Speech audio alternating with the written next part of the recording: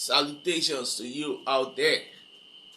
We have another question to solve, and the question we are solving is right here on the board. We are giving solve for y in the equation. We are giving this equation. Of course, this is a question that involves base and the power. So definitely we are going to apply the law of indices to solve this particular question. We have many rules of indices. The first thing we need to do here is to break so many things down here. We can see from this question we have 5 here, we have 4 here. This 4 can be simplified in terms of 2. But if you observe, we have 5 and we have 2 here. Definitely we can simplify this 10 in terms of 2 and 5, because 10 is equal to 2 times 5. So the question now will now be, I have here now, simplifying this now, we have 2 times 5, everything to the power of y, times, this will be 5 raised to the power of 2y minus 2.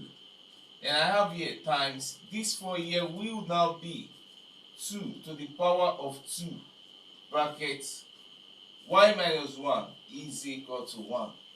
So from here now, we can simplify this further. If I simplify it further now, I will have something like this.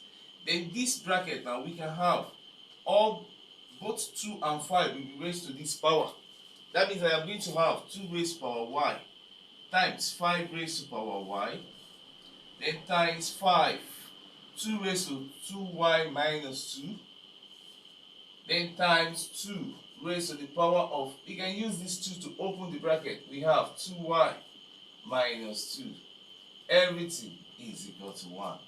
So from here, I can bring the 2's together and I can also compare the 5's together. If I should do that, I will have 2 to the power of y times 2 to the power of 2y minus 2, then times 5 to the power of y times 5 to the power of 2y minus 2. Everything is equal to 1. Applying the law of indices to this, the bases are the same, so I'll take one of the base. That means I will have 2 to the power of y plus 2y minus 2 for the first one. Then we have the second one times 5y plus, the times change to plus, so I have 2y minus 2 is equal to 1. Solving these together, I will have 2y plus y is 3y minus 2 times y plus y again will give us 5 raised to the power of 3y, then minus 2. Everything is equal to 1. Then I can now break this down. If I should break it down, I will have 2 to the power of 3y times 2 to the power of minus 2 times 5 to the power of 3y times 5 to the power of minus 2 is equal to 1. And you know, of course, a negative power will always be 1 all over that same base. That means here now we have 2, 3y, everything all over 2 raised to power 2, which is 4, then times 5, 3y, everything to the power of 5 raised to power 2. 2 raised to power 2 is 4, and 5 raised to power 2 is 25, is equal to 1. Looking at this, check out the numerator. You will observe that the powers are the same, so we can combine the numerators together since the power is common. That means that we have 2, 3y times 5, 3y. Everything, this numerator, we can multiply them together, and that will give us 4 times 25, which is 100.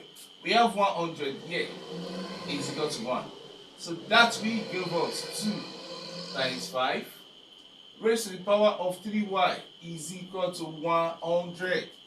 Then we can now simplify this 100 in terms of 10, and that will be equal to 2 times 5 is 10, so we have 10 to to the power of 3y is equal to 10 to the power of 2. The base are the same, so they will cancel themselves out. So this 10 will cancel this 10. We are left with 3y is equal to 2. I can now divide both sides by 3. Divide by 3. 3 will cancel. So my y now will now be equal to 2 all over 3. We are going to stop here for now and we'll take it up from here next time. Thank you for watching. God bless you.